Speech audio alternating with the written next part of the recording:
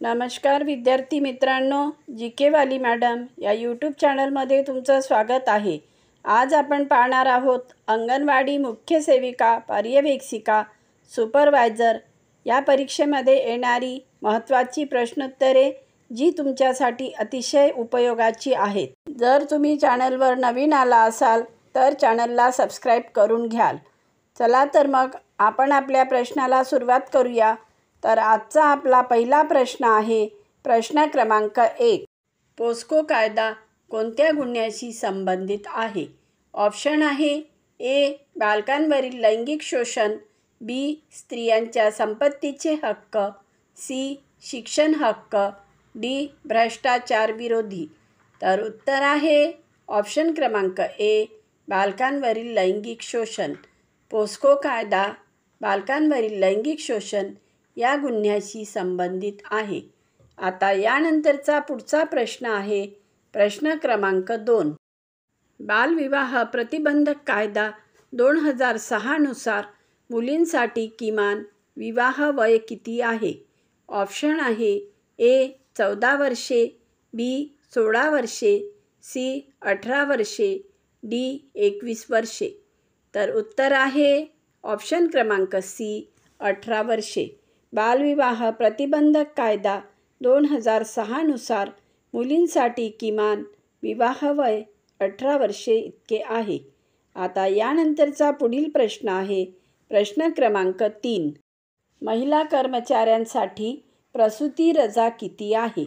Option आहे ए. 12 आठवडे, बी. 18 आठवडे, सी. 26 आठवडे, डी. 30 आठवडे। तर उत्तर आहे ऑप्शन क्रमांक सी. 26 आठवडे। महिला कर्मचाऱ्यांसाठी प्रसूती रजा 26 आठवडे इतकी आहे। आता यानंतरचा पुढील प्रश्न पाहूया प्रश्न क्रमांक 4। घरेलू हिंसा प्रतिबंधक कायदा कोणत्या वर्षी लागू करण्यात आला? ऑप्शन आहे ए. 2000, बी. 2005, सी. 2010, डी. 2015। तर उत्तर आहे ऑप्शन क्रमांक बी. 2005। घरेलू हिंसा प्रतिबंधक कायदा 2005 या वर्षी लागू करण्यात आला। आता यानंतरचा पुढचा प्रश्न आहे प्रश्न क्रमांक 5। IPC 498 ए कोणत्या गुन्ह्याशी संबंधित आहे? ऑप्शन आहे ए. हुंडाबळी, बी. चोरी, सी. बनावट कागदपत्र, डी. सार्वजनिक शांतता भंग। तर उत्तर आहे ऑप्शन क्रमांक ए. हुंडाबळी। IPC 498 ए हुंडाबळी या गुन्ह्याशी संबंधित आहे। आता यानंतरचा पुढचा आणि अतिशय महत्त्वाचा प्रश्न आहे प्रश्न क्रमांक 6। मुलांना मोफत आणि सक्तीचे शिक्षण देणारा कायदा कोणता आहे? ऑप्शन आहे ए. RTE कायदा 2005, बी. RTE कायदा 2009, सी. शिक्षा हक्क कायदा 2012, डी. बालक संरक्षण कायदा 2010। तर उत्तर आहे ऑप्शन क्रमांक बी. RTE कायदा 2009। मुलांना मोफत आणि सक्तीचे शिक्षण देणारा RTE कायदा 2009 हा आहे। आता यानंतरचा पुढचा प्रश्न क्रमांक 7। राष्ट्रीय अन्न सुरक्षा कायद्यानुसार NFSA गरोदर महिला आणि स्तनपान करणाऱ्या मातांना कोणता लाभ मिळतो? ऑप्शन आहे ए. मोफत शिक्षण, बी. आर्थिक मदत, सी. पौष्टिक आहार आणि धान्य, डी. घरे बांधण्यासाठी मदत। तर उत्तर आहे ऑप्शन क्रमांक सी. पौष्टिक आहार आणि धान्य। आता यानंतरचा पुढील प्रश्न आहे प्रश्न क्रमांक 8। शालेय पोषण आहार योजना कोणत्या वर्षी सुरू झाली? ऑप्शन आहे ए. 1995, बी. 2001, सी. 2010, डी. 2015। तर उत्तर आहे ऑप्शन क्रमांक ए. 1995। शालेय पोषण आहार योजना 1995 या वर्षी सुरू झाली। आता यानंतरचा पुढचा प्रश्न घेऊया. प्रश्न क्रमांक 9. मुलांचे बालमजुरीपासून संरक्षण करणारा कायदा कोणता आहे? ऑप्शन आहे ए. बालकामगार प्रतिबंधक कायदा 1986, बी. कामगार सुरक्षा कायदा 2015, सी. मुलांचे शिक्षण संरक्षण कायदा 2009, डी. महिला आणि बाल विकास कायदा 2018. तर उत्तर आहे ऑप्शन क्रमांक ए. बालकामगार प्रतिबंधक कायदा 1986. आता यानंतरचा पुढचा प्रश्न आहे. प्रश्न क्रमांक 10. महिला आणि बाल विकास मंत्रालय कोणत्या वर्षी स्थापन झाले? ऑप्शन आहे ए. 1975, बी. 1985, सी. 1992, डी. 2006. तर उत्तर आहे ऑप्शन क्रमांक बी. 1985. महिला आणि बाल विकास मंत्रालय 1985 या वर्षी स्थापन झाले. आता यानंतरचा पुढचा प्रश्न घेऊया. प्रश्न क्रमांक 11. मातृत्व लाभ कायदा कोणत्या वर्षी सुधारला गेला? ऑप्शन आहे ए. 2012, बी. 2015, सी. 2017, डी. 2019. तर उत्तर आहे ऑप्शन क्रमांक सी. 2017. मातृत्व लाभ कायदा 2017 या वर्षी सुधारला गेला. आता यानंतरचा पुढचा प्रश्न घेऊया. प्रश्न क्रमांक 12. गर्भधारणा वैद्यकीय समाप्ती MTP कायदा कोणत्या वर्षी लागू करण्यात आला? ऑप्शन आहे ए. 1971, बी.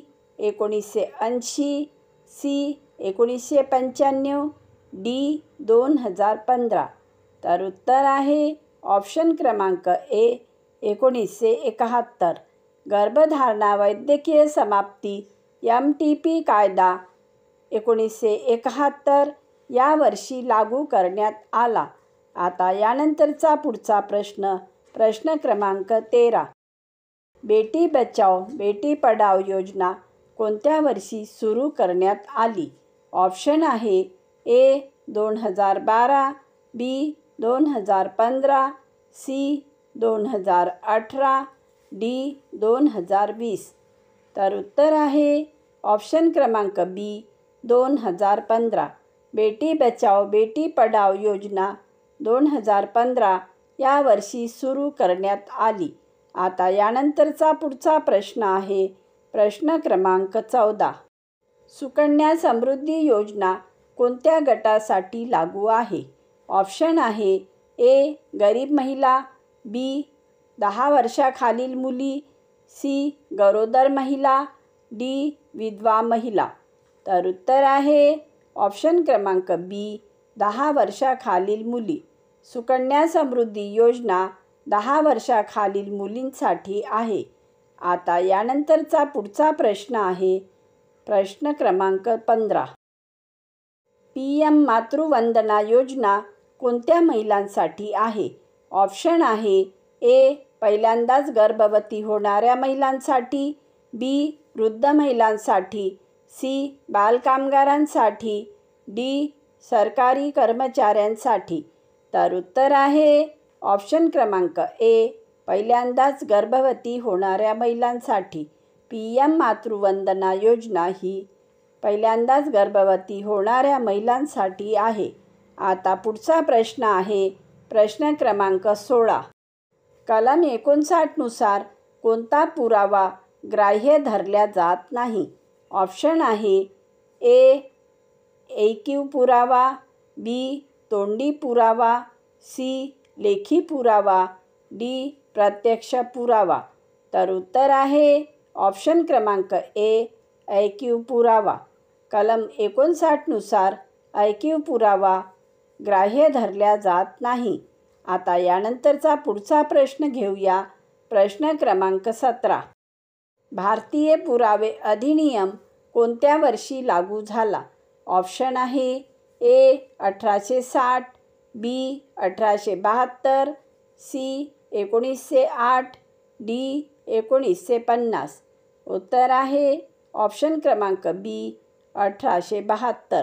भारतीय पुरावे अधिनियम 1872 या वर्षी लागू करण्यात आला. आता यानंतरचा पुढचा प्रश्न आहे प्रश्न क्रमांक 18. कलम 6 नुसार कोणते पुरावे ग्राह्य धरले जातात? ऑप्शन आहे ए. समान परिस्थितीत घडलेले घटनेशी संबंधित पुरावे, बी. खोटे पुरावे, सी. ऐकीव पुरावे, डी. जबरदस्तीने घेतलेले पुरावे. तर उत्तर आहे ऑप्शन क्रमांक ए. समान परिस्थितीत घडलेले घटनेशी संबंधित पुरावे. कलम 6 नुसार समान परिस्थितीत घडलेले घटनेशी संबंधित पुरावे ग्राह्य धरले जातात. आता पुढचा प्रश्न आहे प्रश्न क्रमांक 19. कलम 112 कोणत्या प्रकारच्या पुराव्यावर भर देते? ऑप्शन आहे ए. विवाहादरम्यान जन्मलेले मूल कायदेशीर असल्याचा पुरावा, बी. जबाब नोंदणी, सी. आर्थिक व्यवहाराचे पुरावे, डी. अपील प्रक्रियेशी संबंधित पुरावे. तर उत्तर आहे ऑप्शन क्रमांक ए. विवाहादरम्यान जन्मलेले मूल कायदेशीर असल्याचा पुरावा. आता यानंतरचा पुढचा प्रश्न पाहूया. प्रश्न क्रमांक 20. कलम 73 कोणत्या प्रकारच्या पुराव्याशी संबंधित आहे? ऑप्शन आहे ए. स्वाक्षरी आणि हस्ताक्षराची तपासणी, बी. न्यायालयीन साक्ष, सी. तोंडी पुरावे, डी. प्रत्यक्ष पुरावे. तर उत्तर आहे ऑप्शन क्रमांक ए. स्वाक्षरी आणि हस्ताक्षराची तपासणी. कलम 73 स्वाक्षरी आणि हस्ताक्षराची तपासणी या पुराव्याशी संबंधित आहे. आता पुढचा प्रश्न पाहूया. प्रश्न क्रमांक 21. बाल गुन्हेगार न्याय अधिनियम ज्युव्हेनाइल जस्टिस ॲक्टनुसार बालकांचे किमान वय किती असते? ऑप्शन आहे ए. 12 वर्षे, बी. 14 वर्षे, सी. 16 वर्षे, डी. 18 वर्षे. तर उत्तर आहे ऑप्शन क्रमांक डी. 18 वर्षे. बाल गुन्हेगार न्याय अधिनियम ज्युव्हेनाइल जस्टिस ॲक्टनुसार बालकांचे वय 18 वर्षे इतके असते. आता यानंतरचा पुढचा प्रश्न आहे प्रश्न क्रमांक 22. राष्ट्रीय महिला आयोग NCW कोणत्या वर्षी स्थापन झाला? ऑप्शन आहे ए. 1985, बी. 1990, सी. 1992, डी. 1995. तर उत्तर आहे ऑप्शन क्रमांक सी. 1992. राष्ट्रीय महिला आयोग NCW 1992 या वर्षी स्थापन झाला. आता यानंतरचा पुढील प्रश्न आहे प्रश्न क्रमांक 23. महिला आणि बालकांसाठी वन स्टेप सेंटर योजना कोणत्या नावाने ओळखली जाते? ऑप्शन आहे ए. उज्ज्वला केंद्र, बी. सखी केंद्र, सी. निर्भया केंद्र, डी. सुरक्षा केंद्र. तर उत्तर आहे ऑप्शन क्रमांक बी. सखी केंद्र. महिला आणि बालकांसाठी वन स्टेप सेंटर योजना सखी केंद्र या नावाने ओळखली जाते. आता यानंतरचा पुढचा प्रश्न पाहूया. प्रश्न क्रमांक 24. ICDS integrated child development services योजना कोणत्या वर्षी सुरू झाली? ऑप्शन आहे ए. 1970, बी. 1975, सी. 1985, डी. 1992. तर उत्तर आहे ऑप्शन क्रमांक बी. 1975.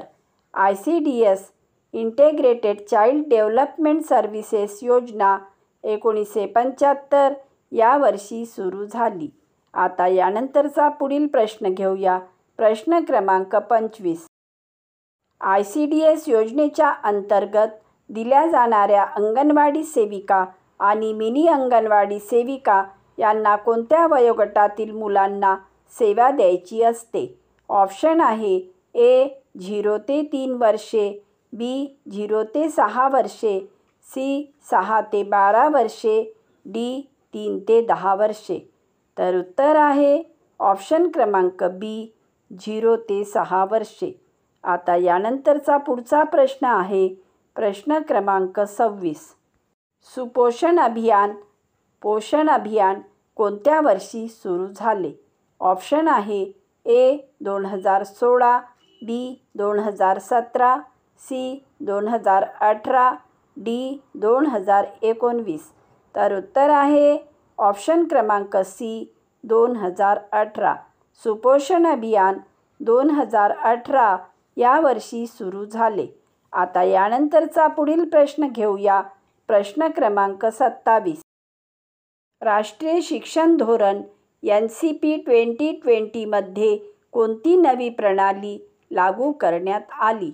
ऑप्शन आहे ए 10+2, बी 5+3+3+4, सी 6+4+4, डी 7+5. तर उत्तर आहे ऑप्शन क्रमांक बी 5+3+3+4. आता यानंतरचा पुढील प्रश्न आहे प्रश्न क्रमांक 28. शालेय पोषण आहार योजना mid day meal app scheme कोणत्या वर्षी सुरू झाली? ऑप्शन आहे ए 1990, बी 1995, सी 2001, डी 2005. तर उत्तर आहे ऑप्शन क्रमांक बी 1995. शालेय पोषण आहार योजना 1995 या वर्षी सुरू झाली. आता यानंतरचा पुढील प्रश्न आहे प्रश्न क्रमांक 29. RTE कायदा राईट टू एज्युकेशन ॲक्ट कोणत्या वर्षी लागू करण्यात आला? ऑप्शन आहे ए 2002, बी 2005, सी 2009, डी 2012. तर उत्तर आहे ऑप्शन क्रमांक सी 2009. RTE कायदा राईट टू एज्युकेशन ॲक्ट 2009 या वर्षी लागू करण्यात आला. आता यानंतरचा पुढचा आणि शेवटचा प्रश्न आहे प्रश्न क्रमांक 30. बालमजुरी प्रतिबंधक कायदा कोणत्या वर्षी लागू करण्यात आला? ऑप्शन आहे ए 1986, बी 1992, सी 2006, डी 2016. तर उत्तर आहे ऑप्शन क्रमांक ए 1986. बालमजुरी प्रतिबंधक कायदा 1986 या वर्षी लागू करण्यात आला. चला तर मित्रांनो, जर तुम्हाला आमचा हा व्हिडिओ आवडला असेल तर व्हिडिओला लाईक करा, चॅनलला सबस्क्राईब करा, व्हिडिओला शेअर करा आणि बेल आयकॉन प्रेस करायला विसरू नका, जेणेकरून तुम्हाला आमचे असेच नवनवीन अभ्यासाचे व्हिडिओ भेटत राहतील.